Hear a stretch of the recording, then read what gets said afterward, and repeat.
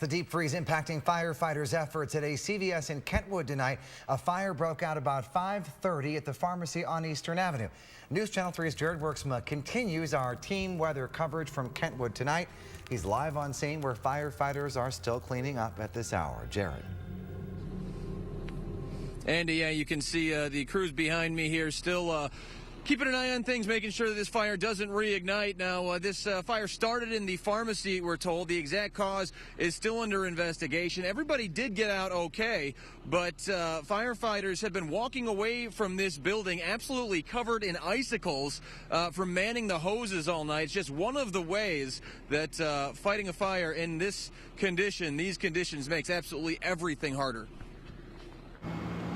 Just after 5:30, this fire drew attention from miles around. The smoke was just pouring out, and at times you couldn't even see the intersection because the smoke was so thick. The Kentwood fire responded within minutes, but weather added precious seconds to throwing water to flame. And we have equipment problems that happen with air bottles that freeze up, and all of our hose lines have to have the nozzles cracked open so they don't freeze as well. Kentwood's deputy chief says in some cases the problems are life-threatening when it affects firefighters' oxygen tanks. Moisture forms on the valves and regulators, and then they freeze. One of the many reasons sub-zero temps require extra bodies to fight a fire like this one.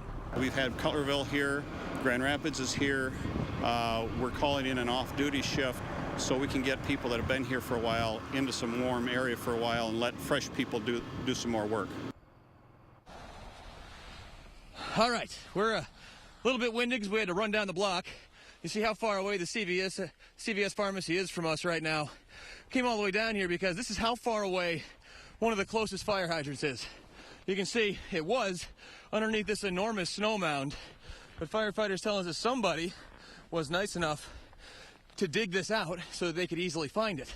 Now imagine if they had to find it underneath this snow mound and run hose approximately 500 feet down to that pharmacy. That obviously adds precious seconds time that often firefighters do not have. In fact, if this was still covered with snow, the deputy chief from Kentwood told us that they'd have to get out metal detectors to track down where this is. That eats up even more time. So a simple thing you can do, if you have time and you think of it, whenever you see one of these babies covered in snow in your neighborhood, please, please, please uncover it.